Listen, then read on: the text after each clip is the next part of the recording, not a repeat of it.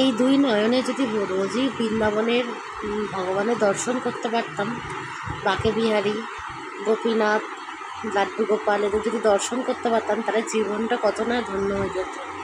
তো জেঠু এখন গেছে বলে দর্শন করাটা সম্ভব হচ্ছে। তো রাধে রাধে সকলকে আমার চ্যানেলে অনেক অনেক স্বাগত। আশা করি তোমরা সকলে খুব ভালো আছো। তোমাদের আর গোপালের আশীর্বাদে আমিও ভালো আছি। তো সকাল থেকে আজকের ব্লগটা স্টার্ট করলাম। দেখো সকালবেলায় অন্ন চাপিয়ে দিয়েছি, অন্ন, শাক আর ঝিঙে আলু দিয়ে পোস্ত করবো, পটল ভেজে নিয়েছি। তো এই ছিল আজকে রান্নাবান্না।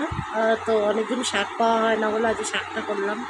তার শরীর অনেক দুর্বল হয়ে গেছে, মানে গায়ে জোর পাচ্ছি না। তো যাই হোক, না খেলে জোরটাও বা আসবে কোত্থেকে। তো করেছি আজকে শাক, আর এদিকে ঝিঙে আলু দিয়ে পোস্ত করবো। তো যেটা বলছিলাম, আমাদের জেঠু মানে গুরু ভাই, উনি তো বৃন্দাবনে আছেন। তো উনি সম্পর্কে আমার কাকু হন বা জেঠু হন, মানে কাকুই বলি। আর বৃন্দাবনে গেছেন উনি আমাদের গুরু ভাই সম্পর্কে। তো উনি এখন প্রত্যেক দিন ওখানে পরিক্রমা করছে, পুরো 84 ক্রোশের পরিক্রমা করছে।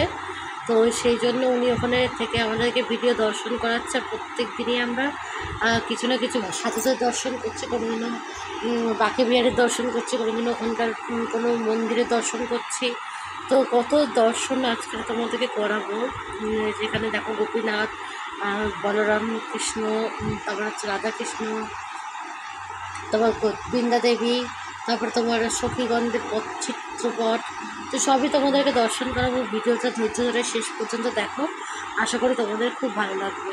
আর এরকম দর্শন কিন্তু পাওয়া কিন্তু ভাগ্যের ব্যাপার। দেখো, যেখানে বৃন্দাবনের স্বয়ং ভগবানের দর্শন পেতে গেলে আমাদেরকে যেতে হয়, সেখানে যদি কেউ ফোনে ছবি তুলে প্রত্যেকদিন পাঠায়, এটাও কিন্তু একটা ভাগ্যের ব্যাপার, জানো তো।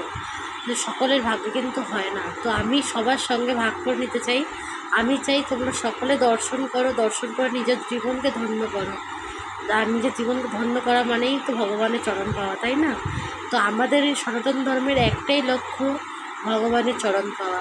তো ভগবানের চরণ পাওয়া আর পাইয়ে দেওয়াও একটা ভক্তের কাজ। আমি যেমন নিজের চরণ পাওয়ার আশা রাখি, তেমন আমার উচিত আরও কিছু ভক্ত তৈরি করে তাদেরকে চরণ পাওয়ানো। তো এইভাবেই ভক্তর প্রচার না করলে কিন্তু, ভগবানের প্রচার না করলে কিন্তু ভক্ত তৈরি হওয়া যায় না। অনেকেই আমাকে একদিন কমেন্টে বলেছিল, ভক্তিটা কি নিজের কাছে রাখলেই হয় না, লোককে দেখানোর কী আছে? তো আমি তোমাকে বলতে চাইছি দিদিভাই, যে ভক্তিটা একদমই ঠিক, নিজের কাছে রাখাই ভালো। কিন্তু এই কলিযুগে যদি ভক্তি তুমি প্রচার না করো, তাহলে ভগবানকে কেউ জানবে কী করে বলো? আর এখন দিনকাল কতটা খারাপ তোমরা তো জানোই।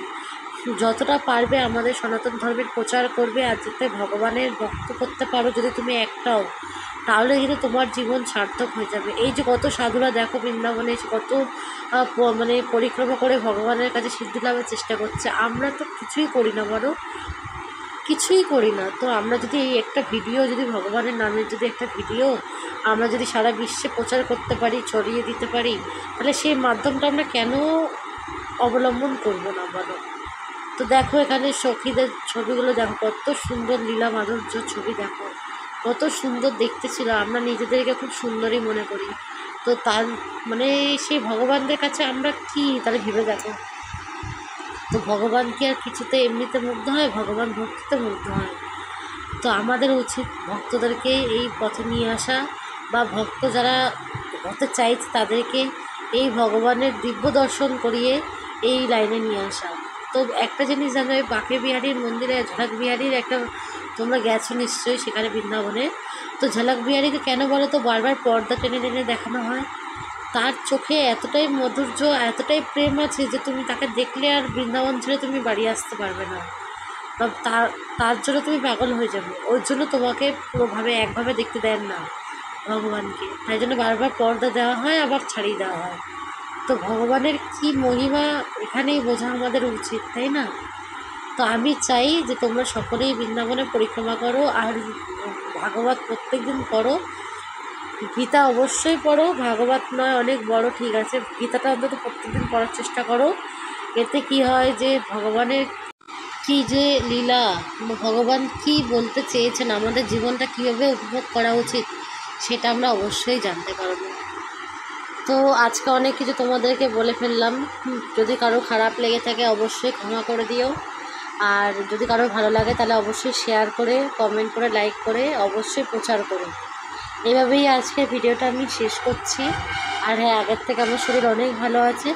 আর তোমাদের যদি আমার ভিডিওটা কোথাও একটু ভালো লাগে তাহলে অবশ্যই লাইক, কমেন্ট আর শেয়ার, সাবস্ক্রাইব করতে অবশ্যই ভুলবে না। আর এটা সন্ধ্যাবেলার ভোগ দর্শন করো। আর আজকের মতন ভিডিওটা এই অবধি। রাধে রাধে, শুভরাত্রি, জয় শ্রীরাম। সকলেই খুব ভালো থেকো।